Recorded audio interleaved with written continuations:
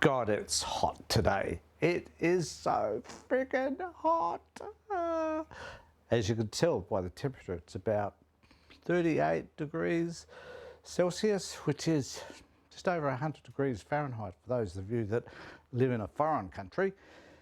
And I'm standing out here under Argyle. It's often hotter out here, but this is Australia and this is South Australia and Adelaide at this particular time of the year. But I want to talk to you today about an important subject, which is the frustration that we feel when it comes to things like revenge, like getting even, like fighting back, like guilt, like shame, like all those sorts of things, and how they impact us. And particularly, I'm going to have a conversation with you all about forgiveness. So once we feel all of those things, is it appropriate then that we start to look for forgiveness?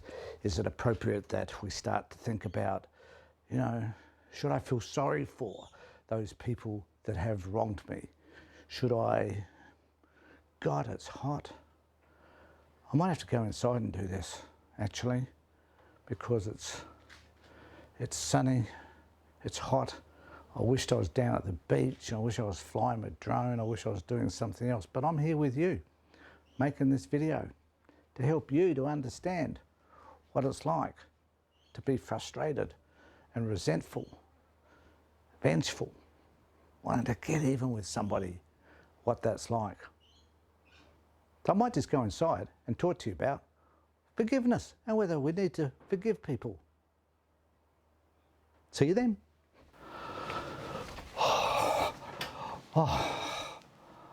Oh my God, it was so hot, and to think that this is only the beginning of our summer.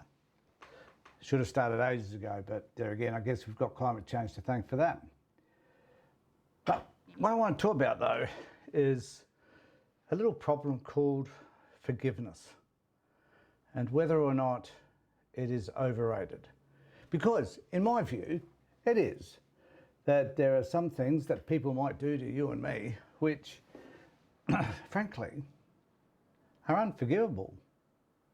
I remember a number of instances I've had in my life where people have treated me badly, where they have chosen to use their power and authority over me in ways which have damaged me and how I see and view myself, and how my confidence was whittled away to almost nothing. And they did that on purpose. They did that on purpose. I can remember a guy used to work for an organisation called Optum as a counsellor, and it was a contract job. And the particular psychologist who was in charge of the organisation took a disliking to me because of an event that occurred, and chose to try and have my professional qualifications taken away from me. Now, I must confess, to this day, I hate that man. I do, with every ounce and every sense of, if I saw him in the street, you know, I'd probably walk up to him and slap him in the friggin' face. I dislike him intensely. And there have been other people throughout my life who have treated me badly and who have never apologised, never recognised what their behaviour had done to me. Now, I would imagine that you also probably have people just like that in your life who've done things to you that make you feel enraged at even the thought of them. Now, these people don't occupy much of my life, if any, really. I'm talking about it now because this is relevant to this topic. But basically, they don't have any part in my life. I don't care about them. They certainly don't care about me. And I certainly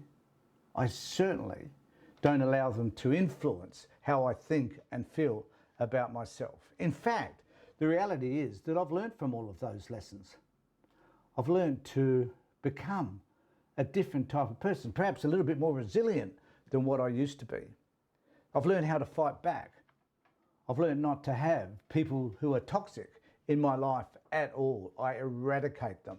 I had a circumstance some years ago where I started an organisation, and eventually some people, set of circumstances around that, but basically I wanted to continue with the organisation. I just needed to have a little bit of a break, and it was clear that the other people in the organisation whom I brought in, incidentally, decided that perhaps they didn't want me there because of some conflicts that I might have had in terms of the Child Protection Party.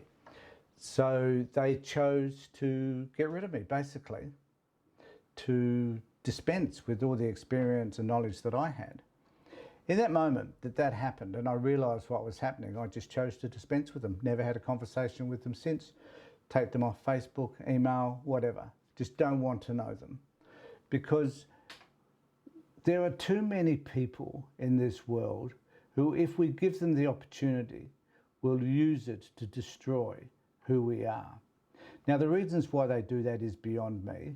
You know, like, if someone came up to me and apologised for what they'd done and said, you know, I shouldn't have done it, I appreciate that it was damaging to you and I feel terrible about that, I'm the sort of person to say, fine, okay, let's restart the relationship, let's do something different, let's not go down that path again, but if you do, I will pull the pin on you and I will never have anything to do with you again.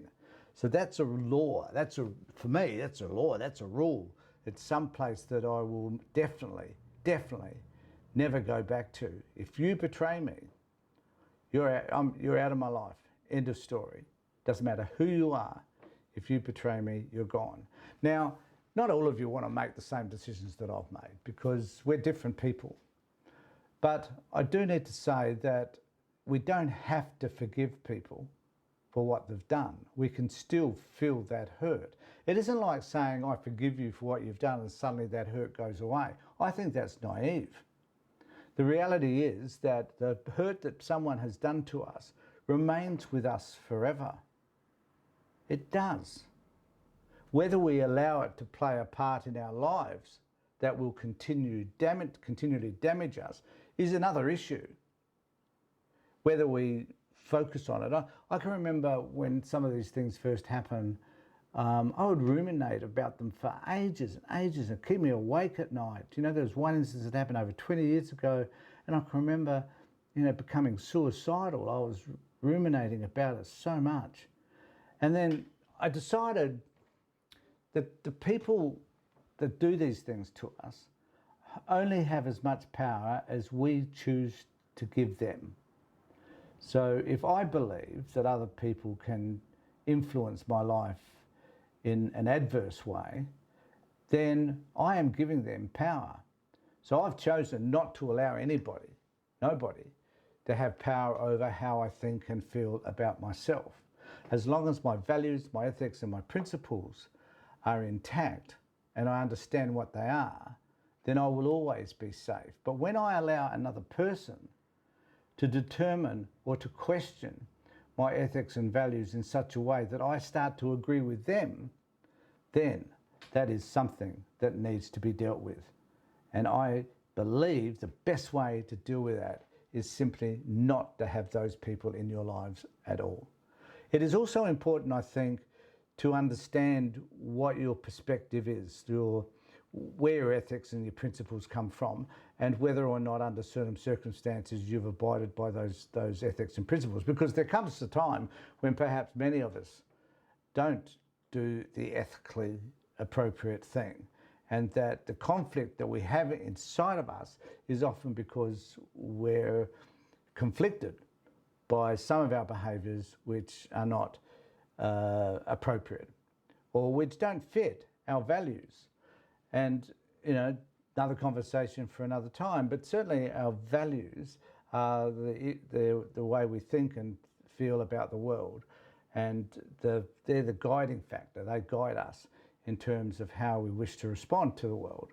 And if we don't understand our core values and we're not abiding by them, then we are in an internal conflict. And that's a different issue altogether, as opposed to a conflict which is created by others because they have an adverse opinion of who you are and try to manipulate you and control you and force you to be the person that they want you to be, or they're simply trying to take you down because in some form or another you represent something that they find abhorrent and distasteful.